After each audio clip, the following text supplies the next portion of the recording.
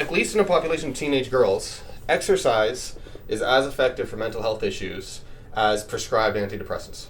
Okay, so if you are, or you know somebody who happens to be a teenage girl and is struggling with a bunch of mental health stuff, highly recommend that you somehow get them physically active. Physical activity was like the only thing that really saved my life, essentially, because of how severe my mental health was at that time.